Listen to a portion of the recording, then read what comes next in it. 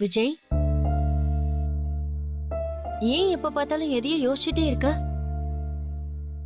நீ பழைய மாதிரி ஜாலியா இருக்கணும். எனக்கு அந்த விஜய தான் ரொம்ப பிடிக்கும். நானும் அப்படி இருக்கணும் தான் முயற்சி பண்றேன். என்னால முடியல.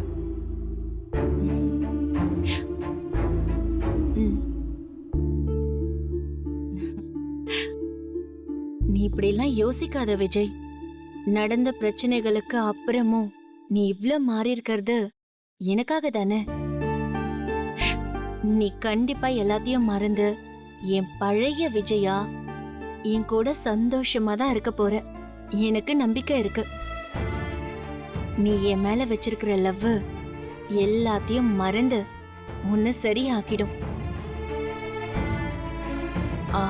ஆனா உன் மைண்ட் சேஞ்ச் ஆகணும்னா நீ இப்படியெல்லாம் உடஞ்சு உக்காந்துட்டு இருக்க கூடாது.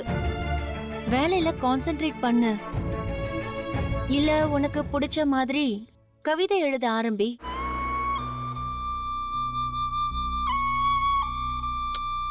நீ சொல்றது புரியுதா அனாமிகா? ஆனா ஆனா என்னால எதுலையுமே கான்சென்ட்ரேட் பண்ண முடியல. கவிதை எழுதணும்னு உட்காந்தா நடந்த பிரச்சனைங்க தான் ஞாபகத்துக்கு வருது.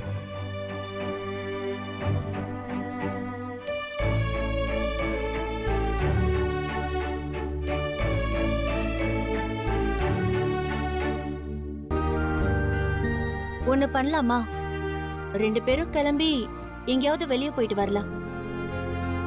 இப்படி வீட்டுக்குள்ளேயே இருந்தா இந்த மாதிரி தான் ஏதாவது யோசிக்க தோணும். வெளியே போனா ஒரு சேஞ்ச் கிடைக்கும். போலாமா விஜய்? சரி. ம்.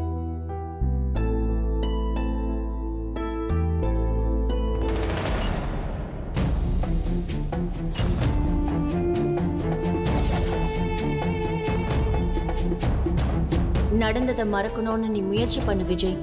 ஆனா நீ பண்ண காரியத்தை நான் எப்பவும் மறக்கவும் மாட்டேன், உன்னை மன்னிக்கவும் மாட்டேன். இப்ப நான் உன்கிட்ட நடந்துக்கிறதெல்லாம் அழகியே இந்த வீட்டை விட்டு அனுப்புறதுக்காக தான்.